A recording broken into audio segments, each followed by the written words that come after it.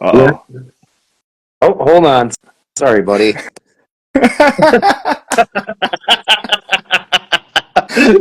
I'm like, oh, what kind of dramatics are we gonna have here? What's No, going on? no, no. The dramatics are the pottery my wife has on the table. I'm holding my phone up with.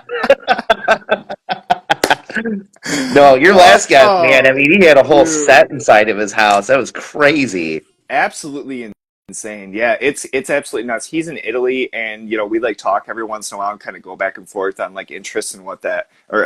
And him having this like introduction, I'm like, okay, I'm gonna let this play out. I don't know if he knows that his phone is on right now, but No, no. I'm technologically inept. That's dude, here we are, man. Kyle, thank you so much for taking the time, my brother.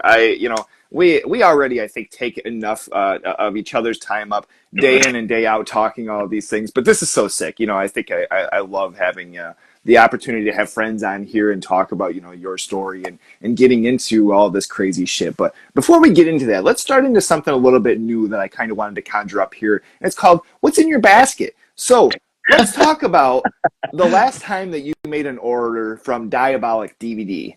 What did yeah. you get? What did you get, brother? Tell us All about it. right. Let's kind of get an understanding of some of your interest in horror. Cool, man.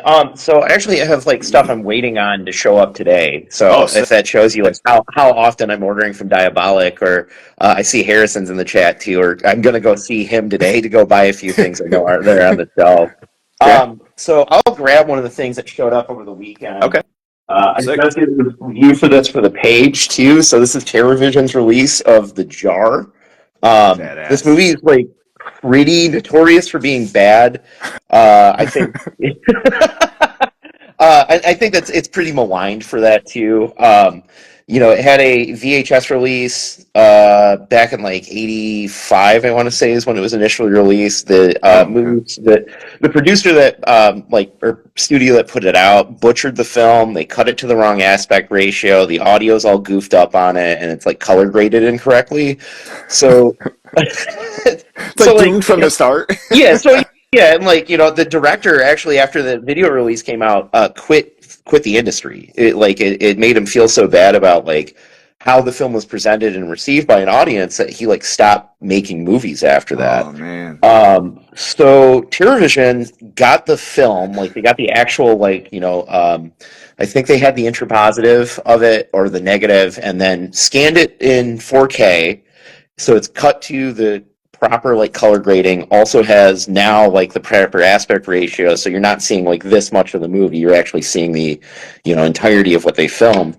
Um, Oh shit. really, and like I think I went in my review on my page to say about this, where it's like this movie's been like reviewed by Red Letter Media and several other derivative like negative like bad movie channels where it's like it sucks, it stinks, and that's been the majority of like people that are reappraising it. So to see it in the way that it was supposed to be presented, I thought it was a good movie. I can see the vision that the director had.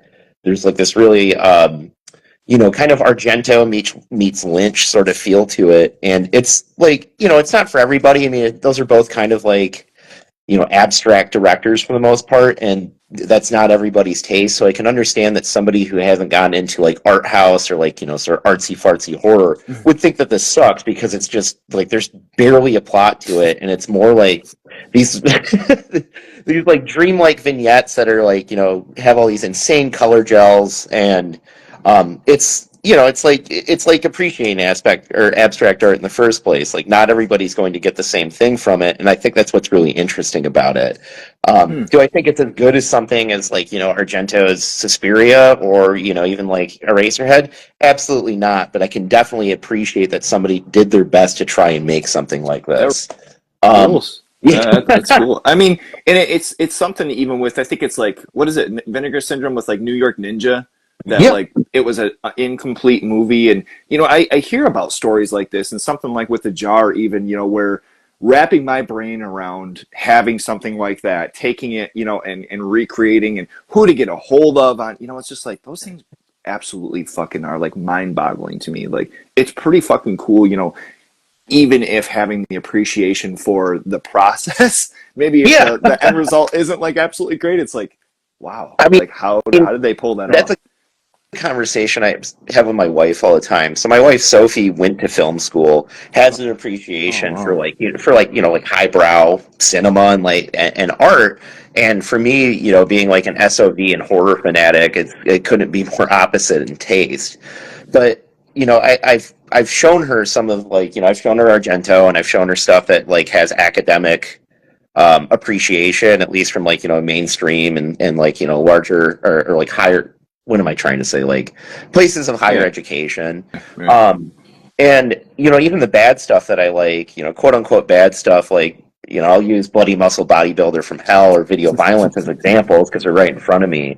Like those people, those there's something about like people trying, like earnestly trying to make something to express themselves, even if it is like academically good or within good taste. Like I always and have thought about this since I was a kid of like how crazy it is that all these people like on crew and cast, actors, directors of photography, even just the people that do like set dressing, like how much work it takes to make a movie has fascinated me since I was a kid. So I always get like really frustrated with people that are like, well, this is all garbage or this is just trash. Like I wouldn't watch this movie because like, shot on an $8,000 budget. And it's like a lot of those times, like, Hmm. I mean, like, have you ever had to like, fundraise before for anything that you want to do? Like $8,000 is really hard to make, especially for the arts. Right.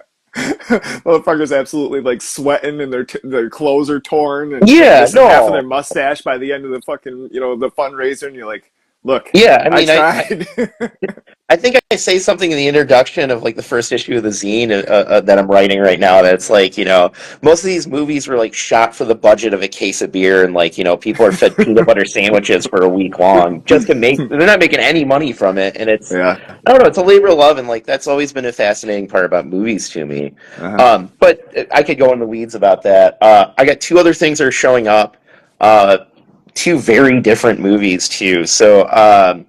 I have from Saturn's Core Video, which is a Vinegar Syndrome partner. Hmm. I think they're entirely shot on video horror, but forget that guy's name that I don't runs know. that label. He's cool. He's like a thrash metal guy too. I think it's Russ is that guy's name. He got Oh, his sick. hands on the assets of the Tortured Souls trilogy, which are like these, I believe, shot in Florida slasher, but I mean, if you're familiar with shot on video slashers, they're not like franchise slashers. These are like, shot in somebody's backyard and have like, like Halloween costumes as sort of, like set design and stuff like that.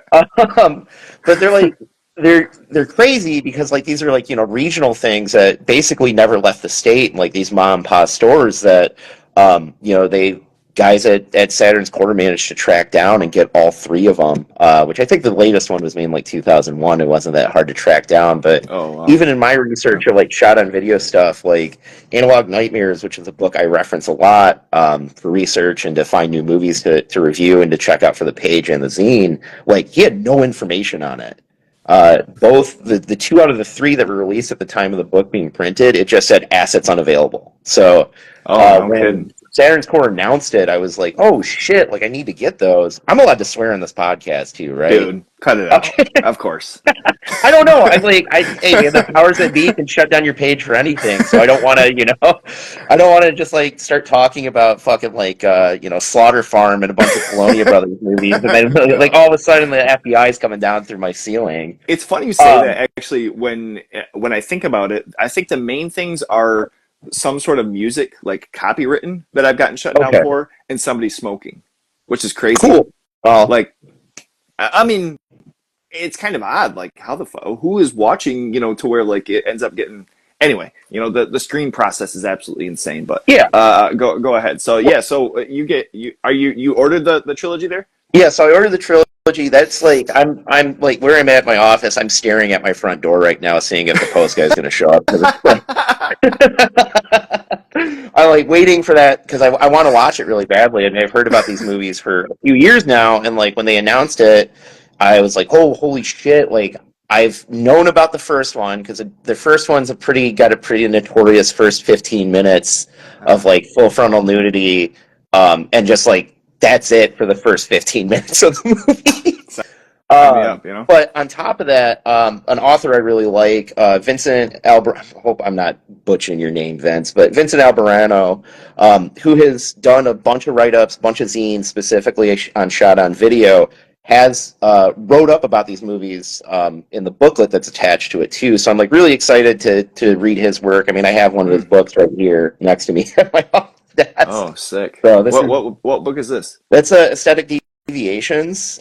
This started out as like I believe his final for his film journalism class, and turned into a full book, which is like a critical and like very in depth lens on like shot on video horror, and specifically like goes into detail about the mom and pop market and how that eventually gets destroyed by not just our the biggest enemy of shot on video horror, Blockbuster, but also like just that market bottoming out on itself after it was like such a space for independent creators to be able to have their films shown. Like, eventually as Blockbuster creates this hegemony, they're not allowing regional horror makers and people that are pressing their own tapes to be sold in these or rented in these stores, and Hmm. how difficult it was for a lot of these guys to even talk to something like Netflix because they're interested in making profit from the movies they're making. They don't want independent work on there. Hmm. Or if they do, it's there's some it's something that they buy in a lot from a producer or like a production studio or a rights holder to these films. So Yeah. really, really great read. This is an awesome primer for this side of horror. And then the other thing that's showing up, which is on the complete opposite end of the spectrum, I did pick up a copy of Frankie Frico. Okay. Dude, I can't wait to watch that. Oh my God, man. I'm a sucker for a movie that has a bunch of weird little guys in it. So I Yeah. cannot wait. It's also from the Astron 6 guys. I haven't had a single one of their movies I've disliked. Yep, I agree. From all the way back from Father's Day, which I thought was such a great take on like a 70s sort of grindhouse exploitation film, to now that they're doing like we're just making ghoulies. And it was funny, like, it was years after Father's Day had even released that I'd realized that was those guys. Hmm. Like, watched it, enjoyed the movie, thought it was so fun, and then it was almost kind of like a wrapping around, like, who the fuck's involved with this? And then all of a sudden I like start looking at names. I'm like, oh my God, no shit. Like, and it totally makes sense, Oh yeah. just, Have Have you looked into like any of the history of like Father's Day and like the distribution with trauma and any of that? yeah. Partially. I know that there was kind of like some sort of discrepancy with some of that. I don't know Yeah. exactly like the full into So, it. like, I'll give the shortened version. Like, I think we all love Uncle Lloyd. We love Lloyd Kaufman. We love trauma here, Of right? course. But Astron had a distribution deal with Trauma for Father's Day. That was like a big deal for them to be able to, get this platform and partner with Lloyd with like his history of all the Trauma films. And midway through them doing promo for it, Lloyd is going to conventions with the film with a poster with the Astron 6 logo erased from the poster, and then also handing out bootleg finished copies of the movie at cons. So, like, Oh its initial shit. release, which there was like, this is a big break for us. I mean, they had done like Danger Five and a few other smaller Yeah. productions beforehand, but Father's Day was their feature length, and like, there's like this animosity between them because of that. And it's why you see like Astron 6 now, or what remains of Astron 6, because that cannibal Western short that they did was kind of the Mm-hmm. last thing that they did as Astron 6. Um, is like distributed through like Shout Factory, which did, I believe, well, they did Frankie Frico, and then they also did The Editor, which is a awesome. If you guys, anybody in the chat's a Giallo fan, I definitely recommend watching that because it's such a fun send up, but also homage to Giallo cinema. And then like same thing with, I mean, I think it's through Raven's Banner that they did Psycho Psycho Goreman, Gorman. which yeah, I love Psycho Goreman. Dude. I mean, talk about a movie that is recommended to literally anybody. Even, you start talking about movies and just having an interest in general. I'm like, dude, a Power Rangers that is just absolutely over the top gory and ridiculous, Yep. mixed with, some He-Man type, energy, like, it There, is I insane. I have shown the clip of us, the Psycho Gorman looking at the Hunky Boys magazine, to so many friends of like, I think you should watch this movie. As my sister-in-law Same. calls him, like by icon, Psycho Gorman. But I'm like, Oh, dude. this movie looks so violent, but like this is the actual tone of the movie Oh is that my scene. God. And it's just it's little things like that, and like the I think it's Adam Brooks who plays the father, and he's sitting on the toilet, and the spirit keeps on coming back and yelling at him, and it's just like three or four times, where you're like, oh, okay, this is gonna end, and then it's just some of the small like elements that they really touch on and they really hit on. God, that the movie is just like I Oh, love it. I it's absolutely love that. It's incredible, man. I mean for me too, the fact that there's a reference to Phantasm inside of it, where he shows up in the graveyard with all the zombies. He like brings the kid into the dream with all the zombies, and then at the end of it, where it's like it's this weird dreamlike sequence, and Psycho Gorman just telling the son like, "Okay, you can go now." It's like it's perfect. Yeah, it's awesome, dude. That's awesome. I mean, so it's gonna be a fun day and possibly a POV of you having the excitement that all of us have when we get to see the postman or UPS show up on the fucking doorstep there. So we will see. To be Yeah, determined there. Now, we I kind of can't. Oh, after go ahead. you. No, No, go no, ahead. no. I was just gonna say something stupid. Never mind. Beautiful. I love that. Either or. I mean, and we kind of dig into, where we're at today and some of the things, that you've picked up for your collection and such. But, growing up and, us both, growing up West Michigan, different parts of such. But, where do you find interest as far as you feel like maybe music was kind of a thing first or movies, or was there, definitive moments for both that come up to you? I think one hand kind of fed the other for me, man. So, like, a little bit of my background growing up. So, like you already mentioned, I grew up in West Michigan. I grew up in a small town, Grand Haven, which I think just got over the 10,000 population cap that it had for like 4 decades. There's Damn. people Okay. finally moving there. So, I mean, like, we're talking like real small town Americana. I mean, like, Grand Haven's biggest thing is that it's on the coast of West Michigan, so it has a beach, and they play into this, like, we're the Key West of the Midwest vibe, Hmm. which was not me whatsoever. I grew up with having my parents divorced really early, so I got split custody between my folks, and my dad lived in Grand Rapids. My dad was like grew up in the hardcore scene that was in both New York, and then when his parents moved to West Michigan, immediately involved himself in that.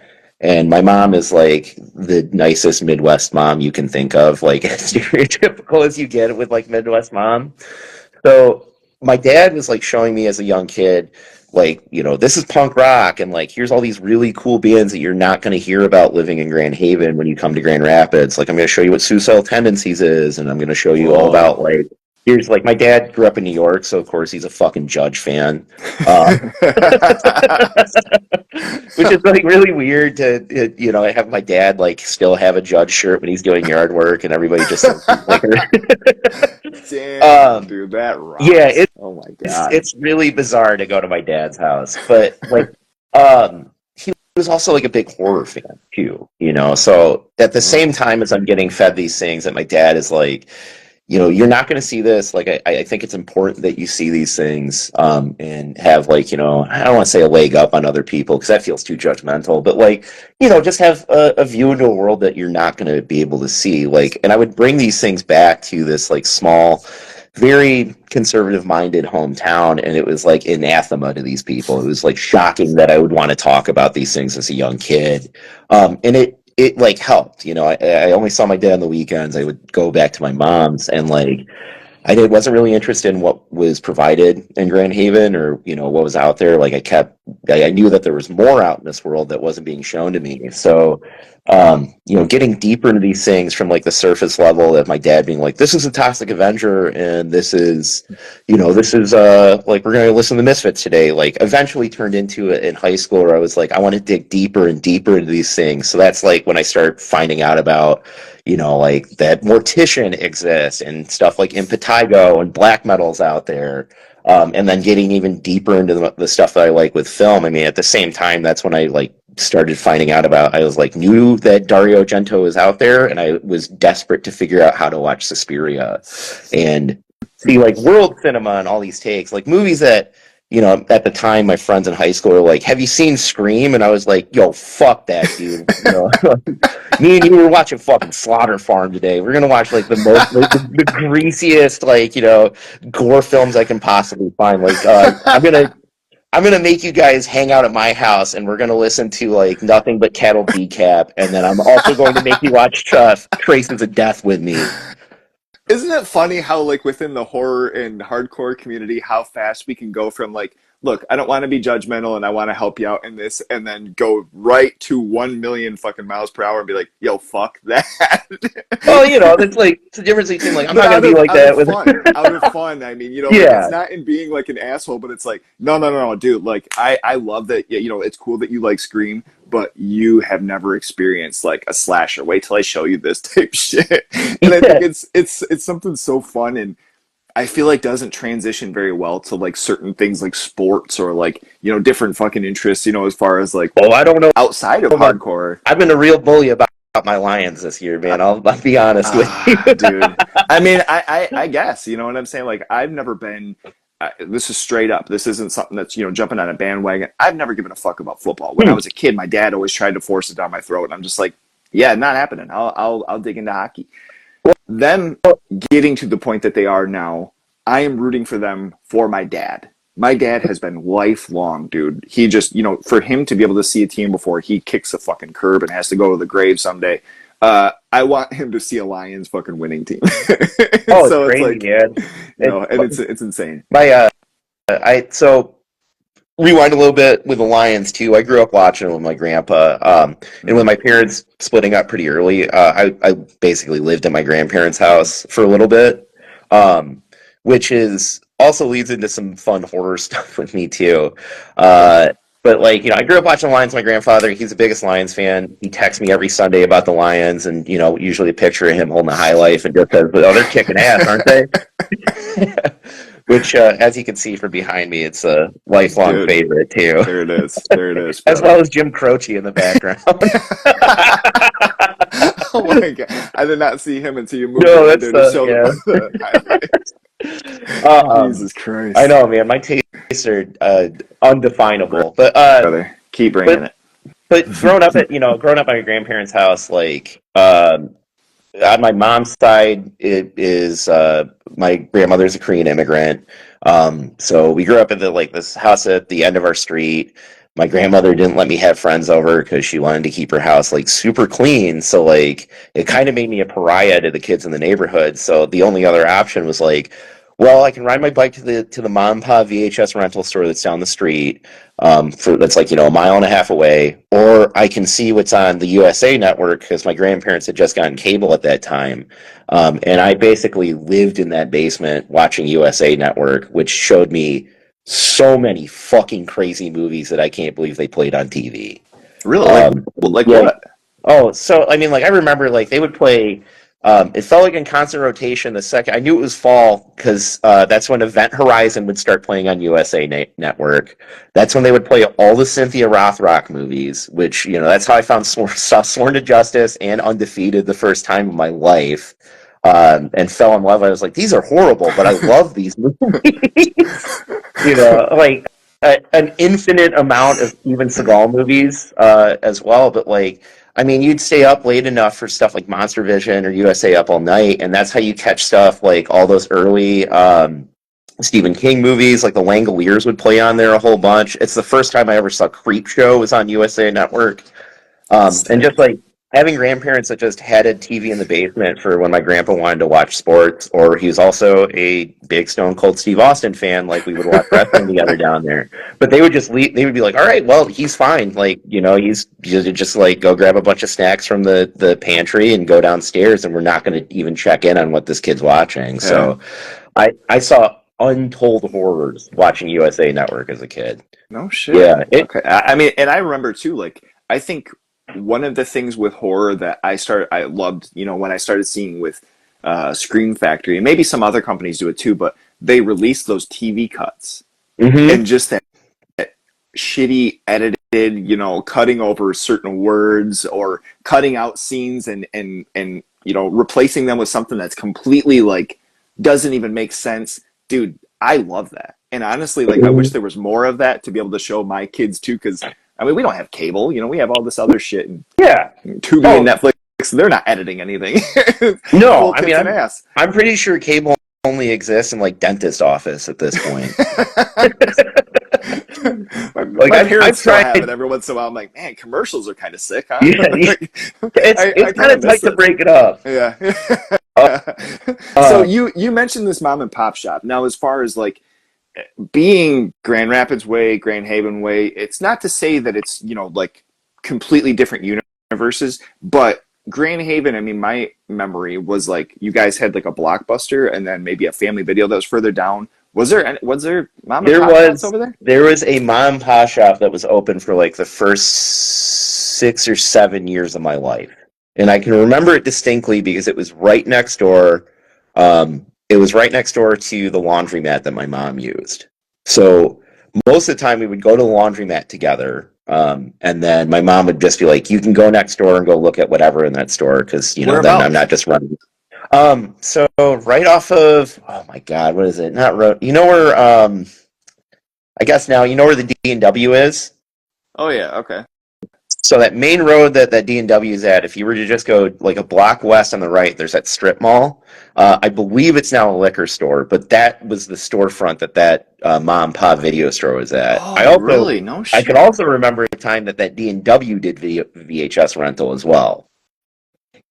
Really? See, I think they did like either DVD or Blu-ray for a little bit because there They was a did do couple that. times that I went there. Okay, I don't remember VHS. Oh, Jesus. Yeah, that's a long time ago, man. It's a weird.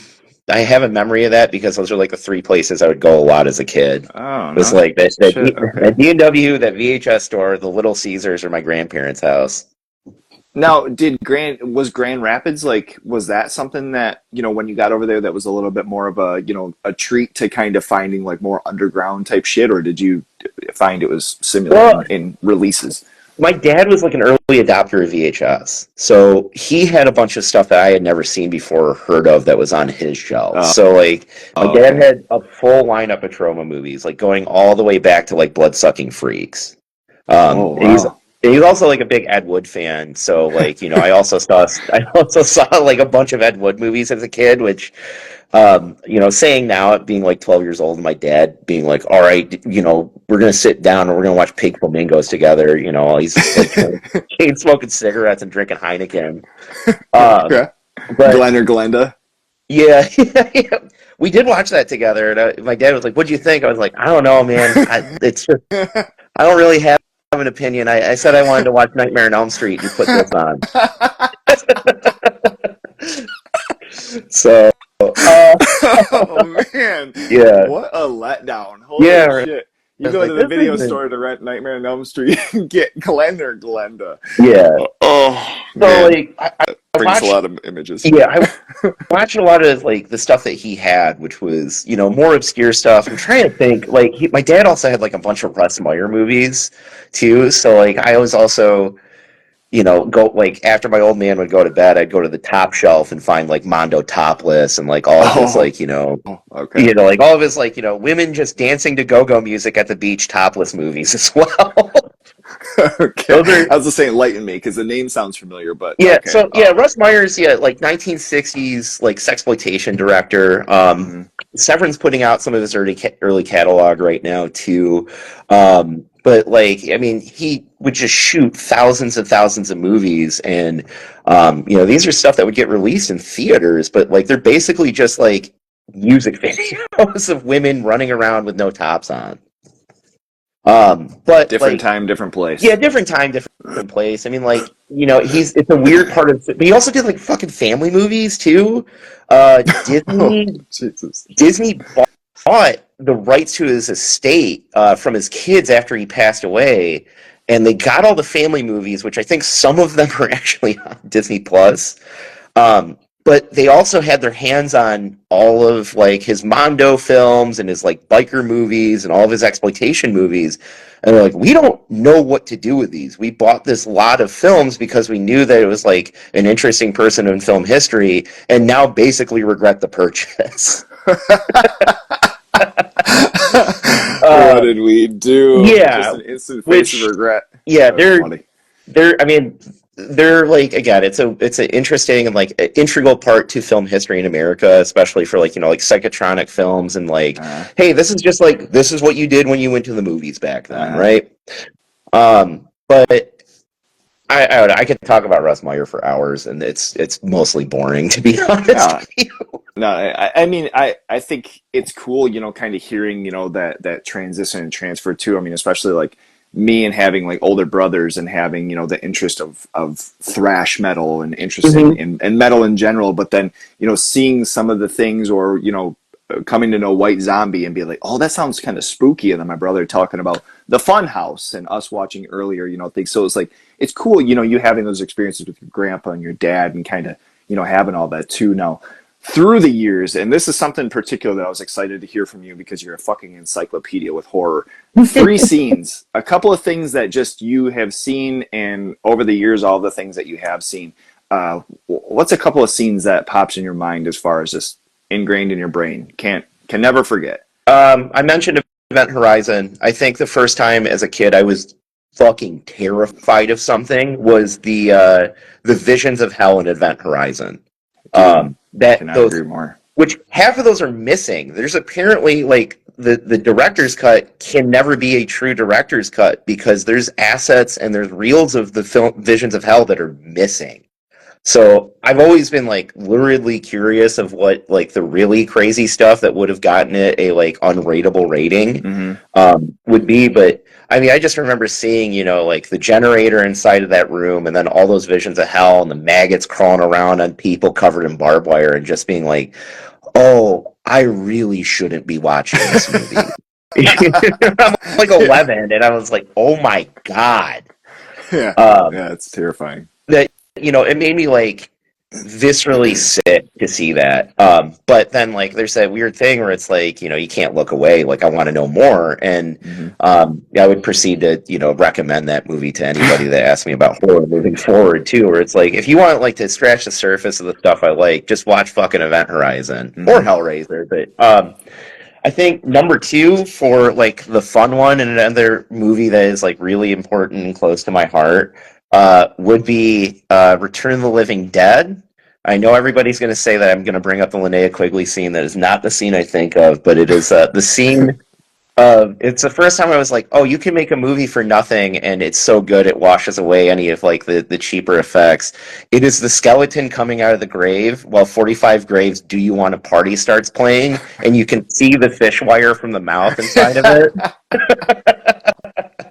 um, that is like I Oh don't know, man, like there's so many things at once that like when I was 12 or 13 watching that movie, I was like, this is the coolest fucking movie I've ever seen. It's got like dude. cock rock, punk band, 45 grave playing Do You Want to Party, a skeleton just like coming out of the grave and screaming the second it's out of there. And there's just lightning and thunder and then like all the punks running around the graveyard. I was like, yo, horror's different. I mean, and like, what, you kind of mentioned too, for any of us that had like that interest of like punk rock and different shit, you're like, whoa, there's other like kids out there that listen to Yeah. this shit and watch this shit. It's like, and not in just West Michigan, wherever the fuck they filmed Return of the, I can't remember. Was it Pennsylvania? Yeah, yeah. For Return, Return. Yeah. I believe it was shot in Pennsylvania. I mean, it's like it says that I think it's actually Cali that it's shot in. Oh, okay. Because I All right. remember talking to my friends from Louisville about it, and I was like, "Hey, where's like all the like the drainage, or where's all those drains that they drive by?" Like, dog, that's definitely California. Oh, really? No Yeah, shit. I Wow. pretty Okay. sure it's either Philly or Cali. I can't remember off the top of my Okay. head. I haven't watched the doc of that film in a while. Yeah. Which I recommend if anybody has not seen the documentary about Return of the Living Dead. All the stories from the cast of how much they loved each other and how heartfelt it was that they were making that movie, especially getting to work with Dan O'Bannon, the Oh, director, dude. who's like, they're all freaking out because they're like, this is the guy that made Alien. Yeah. Right. Right. So So you sick. get to be friends with Ridley Scott and George Romero. What the fuck? Oh, Uh, dude, so sick. I'm trying to think like a good number three, man. I mean, like we talk about franchise slashers, like surprisingly, they come up a lot with us, even though I have some certain feelings on them. Um, I think another scene that's like really important to me and like really close to like, one of the moments I was like, I really like horror because horror will scare the shit out of you if you let it, and you accept a lot of like the um you don't ask a bunch of questions about it, and like something that was like dreamlike and like scared the hell out of me is that first kill in Nightmare on Elm Street, in the first one, with the woman just getting ripped up the wall, and just how visceral and how scary that scene was to me. I mean, I remember, Eric, you live in West Michigan. Do you remember the New Year's show that would play at Skeletones all the time? Yeah. Yeah, like Um, I'm talking like maybe 20 years back at this Early, yeah, I point. was gonna say like earlier 2000s. Yeah, Yeah. Okay. I, Okay. I Yep. just I have a memory of coming home, walking home from that show, and my dad had just gotten that big DVD box set of Nightmare on Elm Street. Like I had Okay. just gotten that for Christmas, and putting that first one on, not having seen it at that point, and staying up until like 7 in the morning. It scared me so bad. I mean, there's a reason though. Like I, I want to say even as an adult, if you're watching that movie for the first time, but you look back on that and that movie being earlier 80s and some of the gimmicks and some of the shit that they pulled with, just practicals and, rotating rooms and all that. It's insane. It's I mean, it is all these years later and it's still fucking insane that they pulled off that stuff. No, it's absolutely fucking buck wild that they were able to achieve a movie that is that scary, and like within the slasher realm. I mean, obviously there's Michael, there's Jason, for your top two, which are ostensibly just unkillable zombies that walk forward. I mean, at that point as a kid, I was most of the time watching Friday the 13th and rooting for Jason because I thought he was so cool. Yeah, okay. But like Freddy was the one that was like he was just so menacing to me as a kid. And it's like what's so unfortunate to me about like those movies after the fifth one of like it just shoots straight downhill from that point on, except for New Nightmare. I know we already talked Hey, about dude, I how was gonna good New say, Nightmare is. I love New so Nightmare. sick. Um, but it just like it made me a lifelong fan of horror. It was like I think he those three films are a lot of people's like first forays because there's just such a wealth of them, and you can kind of explore what you do and don't like. I mean, I think there's a definite, and this sounds really backwards, but I think there's a definite lineage to follow of like, oh, I like Freddy out of the slashers because, he enters your dreams and he's paranormal and he's like kind of a ghost, but he's also a demon, but then he's real sometimes. Um, which is, and I was like, there's just so many, like, the movie just shifts these, like, perspectives, and it shifts these sort of, like, the rules and the reality. And I was like, what's more movies like that? And I think that's, you can follow that down to it's like why I like Argento so much because like Suspiria is kind of predicated on having this dreamlike quality to it and questioning the reality of what's presented to you throughout the entire film. Mm. Like one of the best quotes I've heard about that movie, and I steal it to explain it all the time, is that all of the normal everyday stuff is actually what is fake. That is all a facade, and that the reality of that film is the moments when it becomes dreamlike or nightmarish or scary, or when it is all of the fantastic is the actual reality that is hidden behind this like sort of Potemkin city that is built up around the main character Susie. And like I love that about that movie. I love that it plays with your expectations and plays with the reality that it is built around you. And I think that is what makes Suspiria so effective, and what makes the first three Nightmare on Elm Streets like truly fucking terrifying. Totally. Yeah, no, I agree. I mean, as far as like the Nightmare like series, for the longest time, I almost thought that, just because of my friends and whatnot, that one and three were kind of it. And then this last year, I kind of had like a focus on the movies, and we went through and we watched all of them. And part four, like I don't know how much you remember about that movie, but I'm just like, especially for a sequel, That's not Dream Child, right? uh, I think so. I can't fucking see what one it is, but it's I know I'm looking at my shelf for it the too. the cockroach Yep. hotel and the people's faces and the sausage pizza and all this shit, and it's just like it is ridiculous, but like some of the shit that they pulled off in that movie too, I'm like, maybe not to the point of saying, back to it being scary, but what a fun fucking movie. Dream Master. Thank Yeah, you, thanks, Harrison. Harrison. Jesus H. Christ. Um, Um, Well, but I mean, like part of the reason that one like the effects are so great is that Screaming Mad George that's behind the mm-hmm. special effects in that, and Yep. his work on body horror in general. I mean, like so much of that movie goes from like it's cool when like Freddy comes out your waterbed and he like says something about being a shark and there's blood in the water, but like that movie's so fucking scary, especially the cockroach motel scene. Like that is such a infamous kill in that series and is like back to that like dream logic of like, no, this movie's so good because literally anything can happen. Mm-hmm. Yeah. No.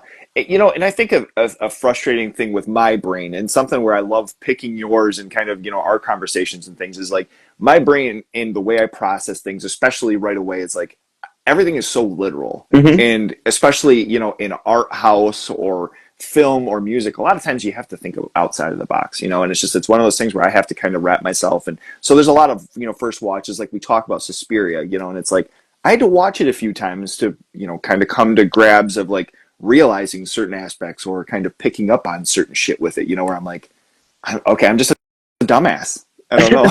I don't think that's it. I think maybe the opposite, man. I think my brain's so fried being a harsh noise musician that like it's like I just like abstract shit. I can't listen to normal things anymore or engage with Yeah. them. But but the meeting in the middle though, and being able to kind of have these conversations, or watch interviews or do different things, sometimes like it's fun having that opportunity, sometimes when I can kind of come back to something and be like, fuck, okay, I knew that there was a certain ingredient maybe I was missing, but I'm Well, onto it now, and that makes it a little bit more enjoyable. I think in all things too, man, like be it music, film, literature, like just engaging with this is going to be like the really pretentious, like, art dick part of the interview here. Oh, Kyle. No, but I think it takes a It's certain getting amount of, heavy. yeah, I know. It takes a certain amount of engaging with things to understand them, right? Sure, sure. I think I had said to you or somebody else, where I think I said this to my buddy Kevin, who had just started watching horror and coming over to the screenings that I do at my house, where like, it took a few tries with Suspiria for him to understand it. And like, I think it takes a few tries of getting into like world cinema and Italian cinema in particular, that they have their own cadence and language to those films that we don't in the Totally. West. Hmm. That there's like certain expectations, and like a lot of it, yeah, it stems from Giallo, which are, those films they're slower paced. I mean, it's where the slasher and the Western slasher starts from. But those movies started out as like, from German creamy, which are like crime Mm. films, and then it was an iteration and a iteration of those films, and then there's an Italian spin to them of these paperback novels, and then from there we get our slasher movies and like franchise slashers. But like, there's a whole world of these films, and it takes a while for them to click. Like, if I've said to so many people that like I recommend Suspiria to as one of my favorite movies ever made, and they're like, "Oh, it's really boring and like it's weird. I don't understand it." I was like, "Well, I think you're going into it with the expectations that this is like Friday the 13th, and it's never going to be Hmm. that, and it's not fair to judge it on those merits." So Hmm. if you don't like it and you can't get into the cadence of it, that's fine. Like, there's an ocean of cinema out there for you to get into. But I think it is worth trying at the very least. You might find something you enjoy. Hmm. Oh yeah, totally. And it's not to say, I mean, like I think there are certain movies when I was younger and came across Suspiria, because we would talked about that, and initially kind of being coined on thinking it's giallo, and I kind of get into this, and years later I realize that it's not at all fitting into that actual category, and I go back and I watch certain other fucking things that we have since talked about too, and I'm like, It, oh have yeah, no wonder. have you watched? I forget. Have you watched Torso? Yeah. Okay, So great. sick, Yeah, I love dude. Torso. Yeah, so sick. I mean, and it's just kind of one of those things where, like, what was I saying the other day? Fuck, Tenebrae or Tenebrae. I don't know how I'm saying No, it. If I'm Ray's right. Tenebrae. That Okay, movie's so fucking good, dude. like, had I come back and kind of circled around, but it was one of those things where I thought when I watched that, I'm like, I don't think I don't know if I'm going to fully get into being excited about this, but going back and rediscovering some of this stuff and Deep Red and and Argento shit and I'm just like, oh yeah, I messed up. I lost a few years there that I could have been watching some real sick shit. Oh, I mean, it's the beauty of like why it's why I like this like return to a lot of these older films, especially as like both of us are Blu-ray and collectors of movies on disc in general. Like, there's so much of it that's getting reappreciated again, and it's really like fascinating to see that. Like, I don't know. I'm sure you get the question too. Like, I got it from my family of like when they come to my house and they see my wall of movies and they just go, "Why?" Hmm. I'm like, well, all right, the like the sort of like physical reason is that like half of this shit I can't find. Like this doesn't exist on any streaming service, and it's not going to anytime soon. Hmm. A lot of these films, especially the shot on video stuff, I like most of the time, the people that are producing the discs just own the movie outright, so Right. they have no incentive to put it on streaming. Hmm. And the to be able to have a copy of it whenever I want. I mean, that's the thing. Like every physical media collector, cool guy will tell you is like, I've got a library of films. It's like, well, no. I mean, there's part of it is that like our deep inside of our lizard brains, we like collecting things, be it Hmm. records, cassettes, dumb shit like this, like all of my laser discs that I have over here. Dude, Uh, have you ever played any of those? uh, I have played my copy of Reanimator because Oh it's my my second God, favorite that's Stuart Gordon movie. fucking awesome. It's not even the rare one. Um, Damn. and then I think I showed this to you. I Not even the also rare played one. this because Throw it in it's the a recent. garbage. Yeah, Oh shit. that's What my is this? that's a Godzilla versus Mothra. That's the Toho Laserdisc. So like this was their Brother. collector's edition that they put out. Damn. I'm when Man, we that's hang out sick. to screen some movies, I'm planning on bringing this to show you. The art book that's included with it's amazing. Oh man, dude, that fucking rips. I I'm mean, go within. Maybe we're gonna backtrack a little bit, but how are you introduced to Godzilla in any form of that? I mean, like the stereotype would be like I'm an Asian American kid, so I think like genetically I know about Godzilla. But the reality is that like I had a Suncoast video that was in the mall by my dad's house, and they were doing a Oh, clear, dude, yeah, I rest forgot in about that peace spot. to the Yeah, for dream. real. Oh my I think God. about I think I have dreams about being inside of Suncoast Video because like that's also where I found out about like early '90s anime, and that's why I like Evangelion as much as I do. It's how I saw the Berserk OVA the first time and all that stuff. Damn. Um, but yeah, they were. I forget what the deal was because my dad was like he was kind of hype on it too because he had grown up watching like all of the um, early Godzilla movies, like the early Toho movies.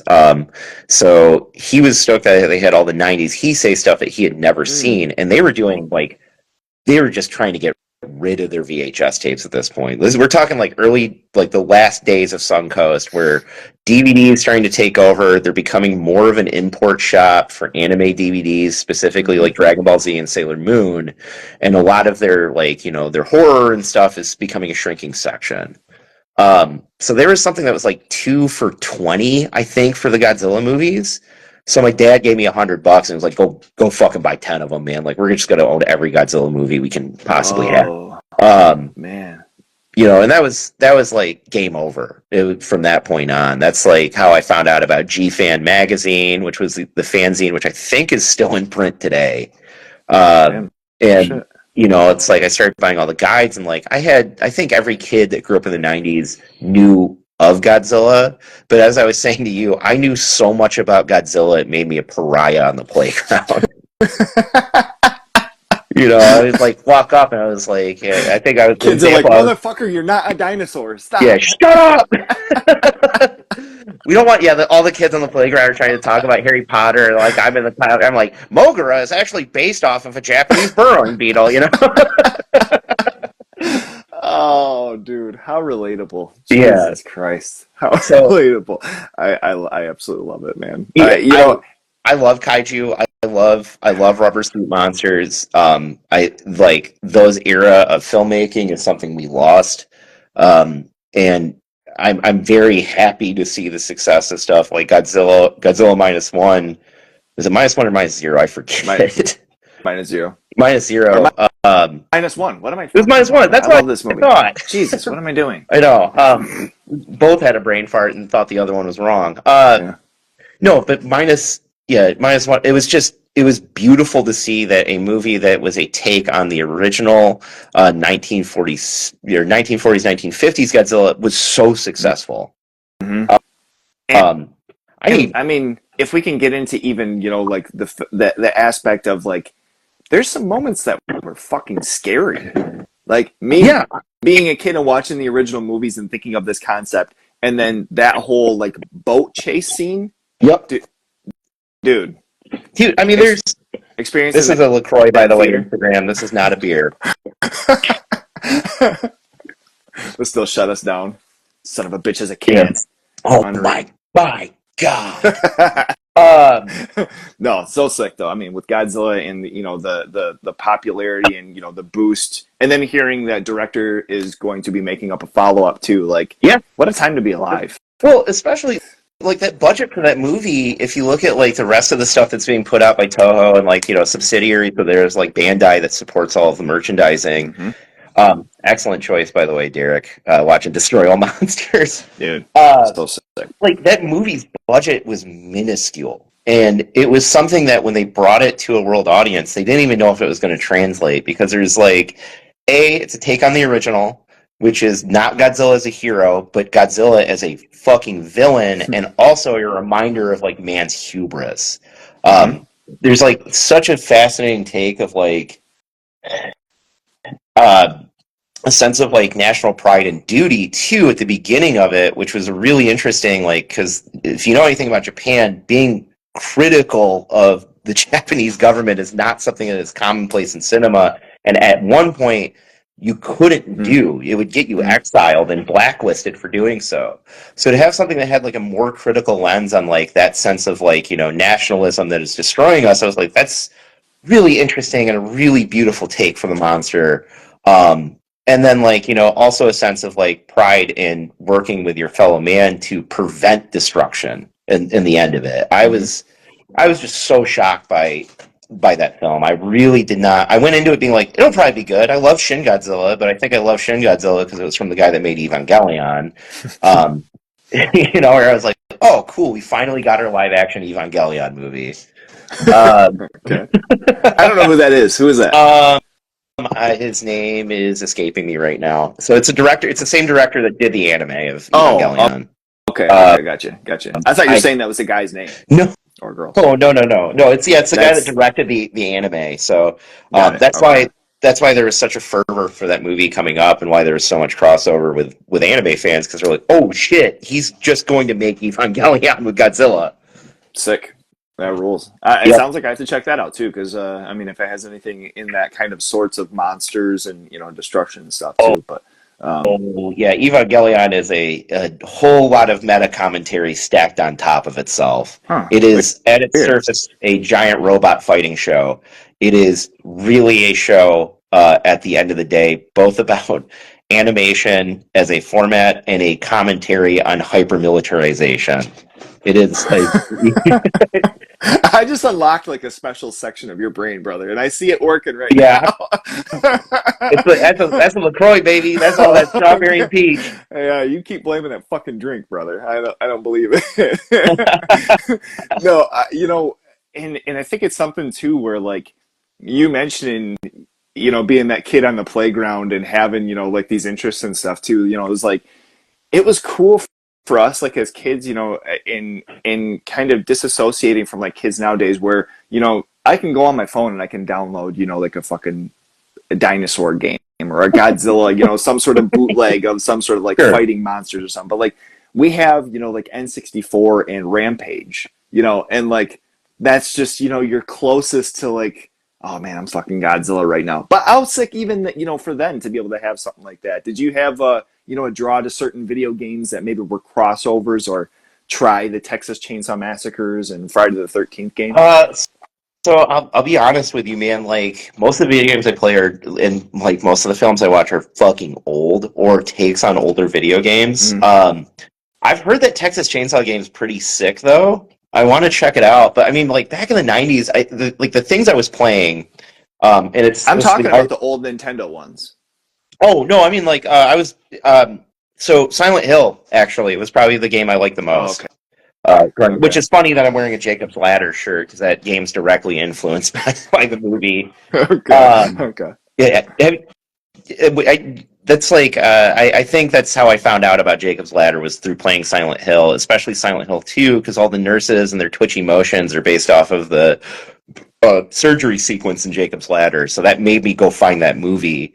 I've And never it made was the like, connection. yeah, no, it's like the director of No the shit. game directly said that it's like I was influenced by this horror movie from America that nobody in Japan knows about. No shit. Yeah. Wow. Damn, that's insane. So I never knew. I never thought of the connection before, or yeah, heard of the connection. yeah, that's a weird part of trivia. So like those games were like really important to me. Those were games I played with my dad because like you got to think about my dad's pretty young. So when those games come out, late '90s, early 2000s, he's a man that is in his mid 30s at that point. Hmm. That timeline tracks. Yeah, so his mid 30s. So like he is basically the age I am now, and like those games come out and they blow his mind. So like I remember a lot of like playing those with my dad and thinking they were the coolest things, and then like watching him play Resident Evil, and he was like, "Well, this scene's actually a reference to this is a reference to Dawn of the Dead, and this is actually like directly taken from Day of the Dead, and like all of this stuff is based off Romero." And it's like, well, what's that? And then it all stems, they all blend into each other because of Yeah. that. Yeah. Okay. Dude, me and my best friend Ryan, who we grew up, and he was very much, somebody that we were going to Suncoast videos, or we were going to, like the Circuit City and, checking out shit. But the first time that we had ever hung out, I was going over to his house, and it was like a Sunday, and he's like, "Hey, I've got this video game called The Evil Dead, like, do you want to you want to play that?" And it's for PlayStation 1. What is this? Dude, it's so fucking sick. We literally, I mean, the majority was him playing it because he played it before, beat the whole game that day. We just sat there and we played this fucking Evil Dead game. No shit. I'm gonna check that out. I haven't heard of that. Because I think it was like PlayStation 2, there was like a Hail to the Boomstick or some shit like that. And it was a little bit more like artsy. Yes, I know. I'm Sam familiar with Raimi's that. brother did like some of the voice work in it. Ted, he Ted lives Raimi. in, yeah, Ted lives in Grand Rapids, right? Really? Yeah. No, I thought they were all like East Side. No, he's in town sometimes. He's got a house out here. I Oh, shit. I only know that because we have the same barber.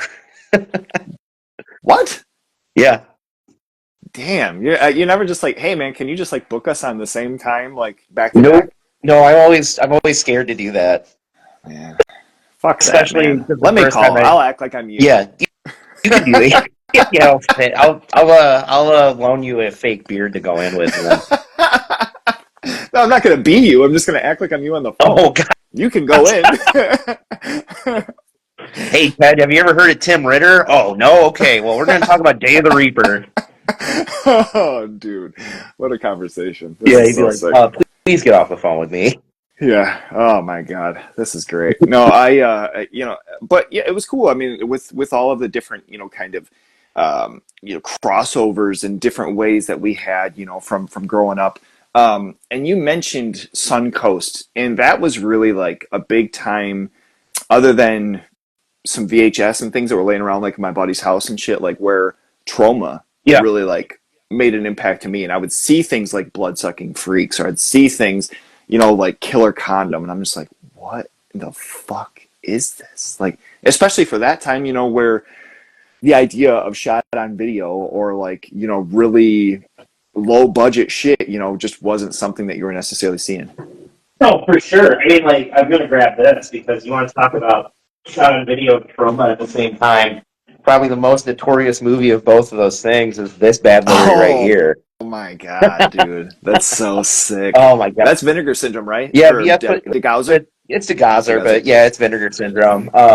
This was like such a good sign of things to come from that sub label too.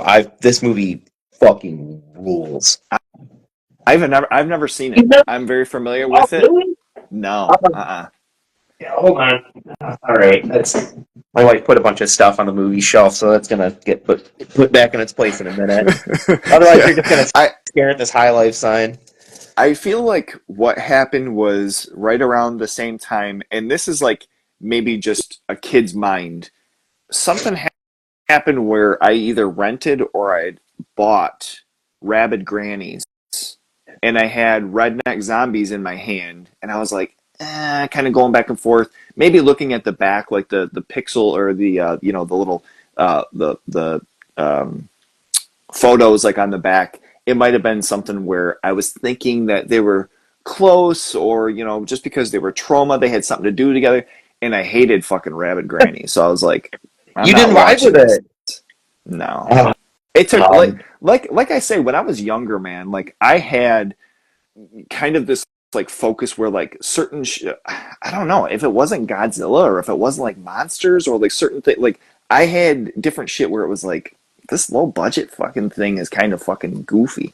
But I'm trying to think because there were plenty of movies that I actually got along with and had a fun time with that weren't like big budget or anything like that.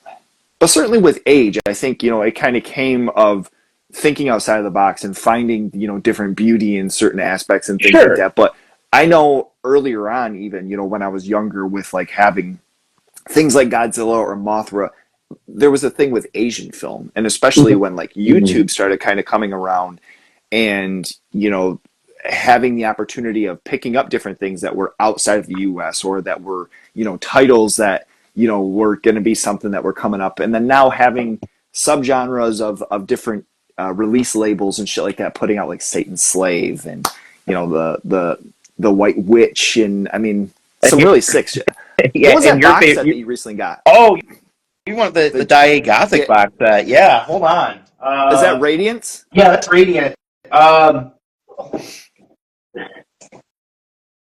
I'm currently transporting some of my collection over to a new spot too. I'm space. I'm sure you experience this. Space is always an issue, but yeah, this Oh Daiei man, Gothic box set, man, this so thing sick, is so, dude, it's so good. man. Each movie inside the set is incredible, but I'm gonna highlight two of them that I really vibed with. So Radiance, for those who don't know, really cool label based out of the UK. The label owner actually came from Arrow. He was running their Arrow Academy series, which was like more of their like step above. Like I think Arrow got a sort of name for themselves of being the Criterion Collection of bullshit. Uh, Yeah, I can see which that. hey, I'm happy. Like I own fucking Basket Case on 4K now. That's I never thought I could say that. Now I do. So I'm not saying that's a uh, bad thing, but funny. Aero Academy was like their world cinema and stuff that was like again I always use the term like academic or like stuff that would be appraised by a college or something like Hmm. that. So he split off, and I think he was like an acquisitions guy for them. So he kind of took some of the contacts he had to make his own label like a year and a half ago. And he had hinted that he was going to do a Japanese like 1960s horror set, stuff that for the most part is not that common and probably doesn't have the biggest audience for it here in the West. But I was immediately excited because I wanted to see stuff like this. So in that set, they have the Ghost of Yatsua, which is a incredible display of like ghoulish practical effects, and all these are like ghost stories, which is something I think you and I talked about, and then our now mutual friend Demas and I talked about too.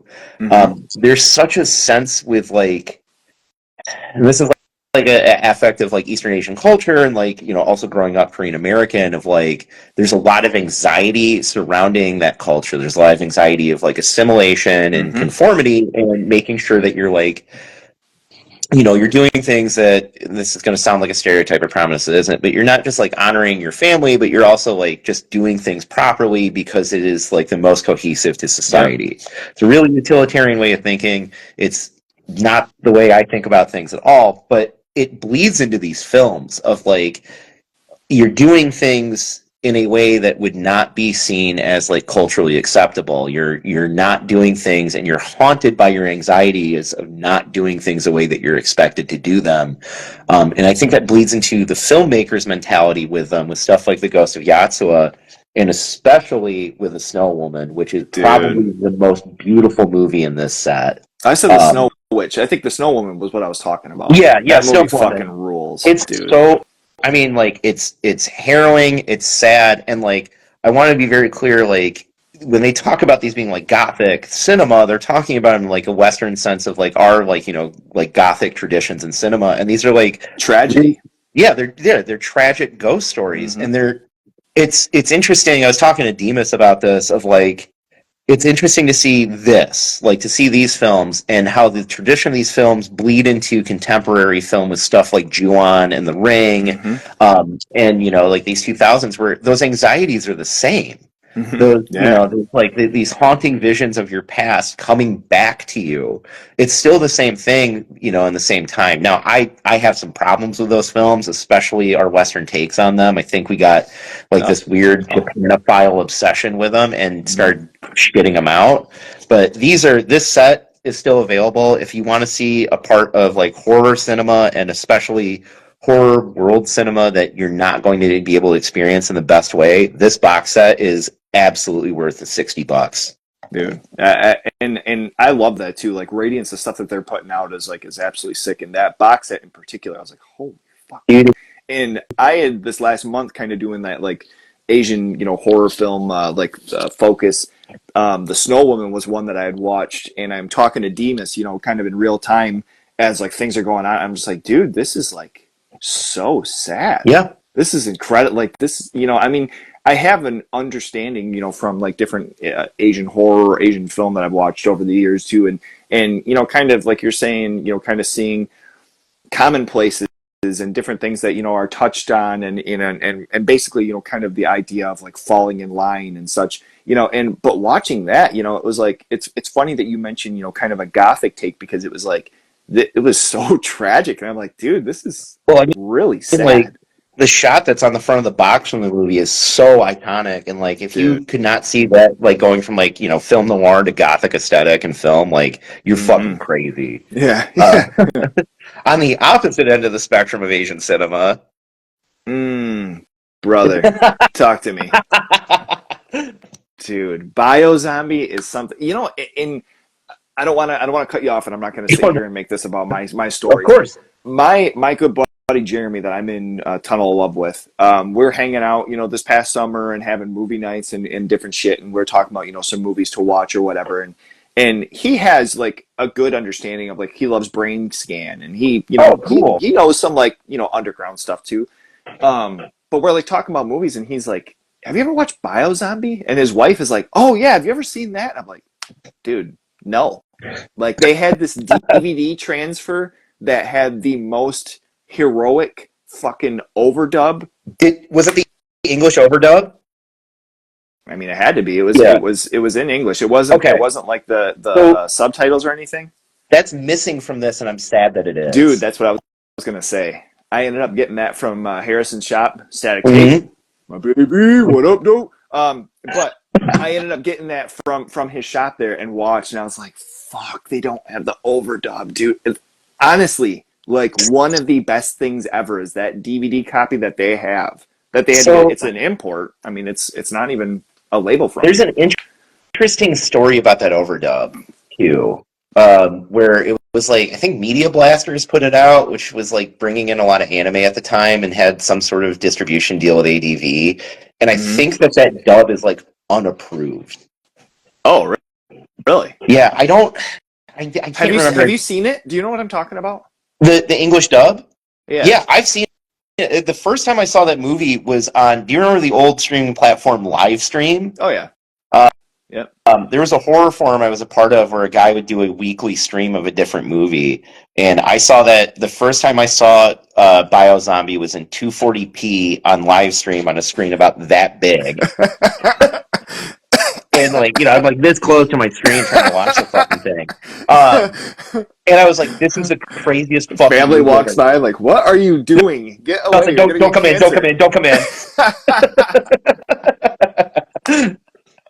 Uh, Sometimes, as when you were coming up, was there moments where you wish that your parents were walking in on you, like watching porn, as opposed to like the ridiculous fucking stupid movie that it was that you had on? Like, no, no, no, don't come in, don't come in. uh, Like, oh I don't know. boy, I don't know if I've ever he's in wished my there. my mom coming in when I'm watching porn. That's a but Maybe that comes out weird, but I'm saying like as versus the weird shit that you have on, as far as like oh what you're watching a movie like Society and your parents walking in, it's like there might be moments in that movie where I would oh, have rather them, but you know, I'm trying to integrate show and tell here. uh-huh. Yeah, From Beyond. I beat the brakes off of my VHS of From Beyond, and Good. there's so many times I wish my mom didn't walk into me watching that movie. Yeah. It was like every moment that she could that was like the goopiest, like, most phallic looking monster she's ever seen. And I'm just like, this movie's awesome. Okay, here so to clarify and kind of what my statement was. I will say a moment for me would have been something like me watching Salo.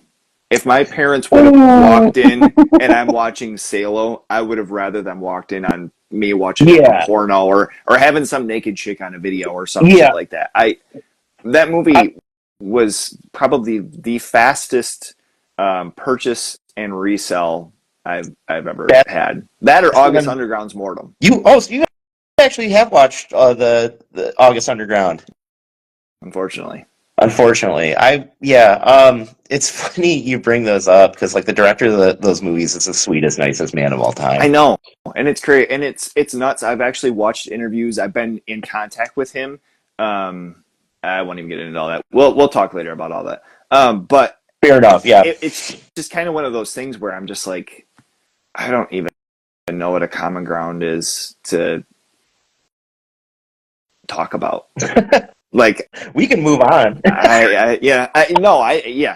it's good. It's good. We'll talk later. No, yeah, I can talk about those Harrison movies. said I sold it back to him. No, I did not. I bought this in like the 90s and I had to sell it online somewhere. I would not do that to you or your shop. Fuck that movie. No, Salo. He constantly has it Yeah, I in mean, stock in the store too, and it's like sold out every time I leave. I'm like, what is wrong with people? Stop it. This is that's not cinema. dude, I think that's another one where it's like, taste is subjective, and that movie is basically a protest piece. I So, understand, yeah, but Jesus fucking I mean, Christ. I've watched it. How old am I? 33. I probably watched it twice in my life. Once because I Really? was on a dare with my friend. Yeah, I watched it when I was like 17 with friends because it was like on one of those the most fucked up, craziest movies you'll ever see. It was on that list, and I was Okay. like, okay, I want to check. Like, I have to see it because it's on this list. I'm Right. like a dumb, heavy metal fucking pot smoker. So, uh, so I watched it then, but then like probably 5 or 6 years ago, I watched it again to reappraise it and Okay. watch it with like a more mature lens of not just okay, this movie has something that's trying to tell me. And then on my second viewing, I was like, I understand what it is, and I understand that it's like a protest piece and a commentary on like a rising fascism inside of Italy, and then was very much like I don't need to watch it again. Like I now understand the text of this movie, and I don't need to subject myself to something that's so visceral and horrible as this. Yeah. I mean, is there a movie that's come across your table that you're like, I'm not gonna, I just won't partake in? I'll tell you this There's right now. A Serbian film. I have no yep. interest. Um, you know, I hesitate to say that something does not have artistic merit or is not worth watching. There's things that I don't wish to see. Hmm. And a Serbian film was one of those things where like I have seen it once and went through and then turned around and basically did the same as you were. I was like, yeah, it's just not like this doesn't do anything for me that's like particular to my interest, nor does it shock me so much that it just makes me feel blank and numb, and that's not what I want to spend $20 doing. Yeah. I mean, and there's, like movies too where I don't need, the abuse of like a child to make it be Sure. something where I'm like, oh, wow. It's like, for instance, oh, fuck. What was it? Thriller. You ever seen that? Oh, They Call Me Left oh, a Eye Cruel or Picture. Call Me One Eye or Yeah. whatever, or Oh, Cruel Picture. oh There you yeah. go. There you go. I've seen both Um, cuts of that movie. so, that was something I got for Christmas. Huge, awesome Hmm. set. Through Vinegar Syndrome. I mean, bravo to them and having two slip covers for a fucking, one for two different versions of a movie. And I mean, the release is beautiful. It's awesome. But Yep. that was one of those movies though too, where like the whole rape revenge thing has always been kind of dodgy for me because It's it's kind of one of those like cheap, easy ways to sure, and make you hate characters. it has its place in like 1970s like exploitation cinema. It's so Mm-hmm. transgressive and so like taboo that it's going to put butts in seats. Yeah. I think that movie's awesome. I enjoy that movie quite a bit. As I said, I've seen both Yeah. cuts of that film, which I will leave it at that. Yeah. And it And wasn't to say that it was the worst, thing that I'd no, ever seen or anything like that. I mean, by no means, but I it was just kind of I those things where it's like, I do have one that I personally I did not like for a variety of reasons, and that was probably going to be the. And it's weird because I like this label a lot and the guy that owns it. But Unearthed Films, who also put out the Serbian film on Blu-ray, put out their take on the Guinea Pig series, the Japanese Guinea Pig series, which, and which is what? that would be A Flower of Flesh and Blood. No, no, That's also I Mermaid of know the that, Sea. but you're saying Oh, a it's take just on. called American Guinea Pig. Sorry. So Oh, there's that's what four. that is. Yeah, yeah. It's their version of trying to do A Flower of Flesh and Blood, Oh, but oh, no shit. much greasier than that movie is. Um, I got about half an hour in and was like, I don't think this is for me. Damn. And like, Yeah, I. I love gore freak stuff, and I love really weird like ultra cinema and stuff like that, and really off the Mhm. beaten path. But like, I was like, I've watched Guinea Pig, and like, I've seen all five of them in that VHS series, and Mermaid in the Sewer is my favorite one Dude. out of all of them. It's Yeah, it's good, sick. so Yeah, good. that movie is actually fucking sick. But yeah, that's probably like the one thing recently I've watched that I turned off before I even finished it because I was like, I don't have seeing somebody in pain like visceral horrible pain for an hour and a half is not enjoyable to me, and it's fine if it is for other people, and I understand why it would be made and why it from a special effects standpoint it's incredibly impressive, but not for me.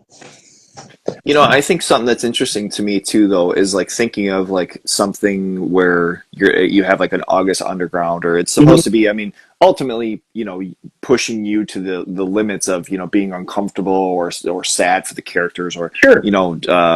even somebody who's kind of like vicariously living through like being in that situation and how they would deal with getting out or whatever the fuck people. I don't know, Yeah. man. People are pretty wild on like interests and whatnot, but Yeah. the thing that always sparks me though is thinking like the first time I watched Requiem for a Dream, Just a nice dude. casual watch. I don't need to sit there and watch people tortured, or I don't need to watch like pregnant women being abused and all this absolute bullshit. It's like a movie like Requiem for a Dream. At the end of that, if you're not feeling empty, brother, don't watch that on a sad day. No. Well, that's the thing. Is like But it's I think beautiful. I mean, it's it's a beautiful expressive piece, and like I will I don't have anything. I think it's a great movie, and with a lot of that stuff too, like I always, as I said, like I try to find the value in everything, and like I love the idea of pushing extremity and pushing the boundaries, because this is all fantasy, mm, and it's a it's safe to explore that, and that like any sane human being can differentiate the two. When you start blurring the lines of those and pushing it to like right to the edge, I'm like, I'm like a horror fan. I don't know if I'm like a torture porn fan. yeah. I think that's something too. Or like even when we were coming up, and I had friends that were real big into like Rotten.com and like Oh man, rest in and peace. gorish and all that, and it's like, or what is it nowadays that Oh, it's not live Live streaming? What is it? Leak. Live leak? It's like I just don't have, like I'm the type of cat too that it's kind of funny when I love all the things I do and I have the decorations up for Halloween and I have all this, a horror room and posters but I don't like haunted houses. I don't like fucking seeing, I have unfortunately a job where from time to time I have to see blood, and I'm, it's just like that's not fun in real life, brother. No, don't. Oh, that's it.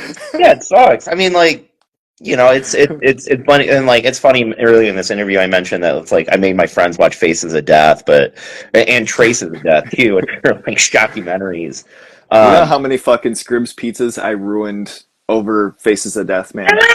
I didn't like deliberately Coke and Scribs pizza. And my buddy Ryan, once again, we'd have different friends over, and they'd be like, "Oh man, let's get Faces of Death." I'm like, "Come on, man!"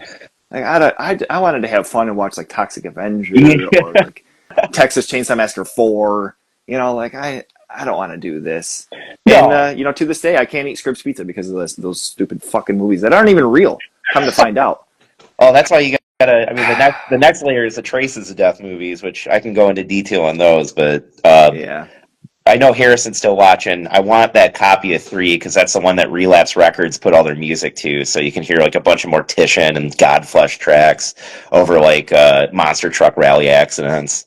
He's got a Traces of Death in stock now? No, I ask him every time he gets a new lot, and I'm like, I'm looking for Traces 3. I want an original VHS copy of that because I have 1 and 2, but 3 is the Oh, one no that shit. has Relapse Records like licensed their artists' music for it, and there's also a CD that has a compilation of all the bands that played on it.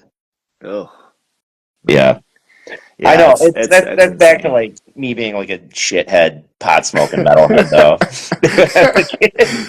No, I appreciate the one thing that I can highlight too is like, in the horror community and all the things that we have in interest in all the things that are brutal and are disgusting. The amount of people that are kind and are cool, and I mean, you brought up our first conversation of playing a show together, and you had on a fucking Maniac Cop shirt on, and it's just like, brother, like how who are you and where the fuck did you come from and why are you like how did we end up here?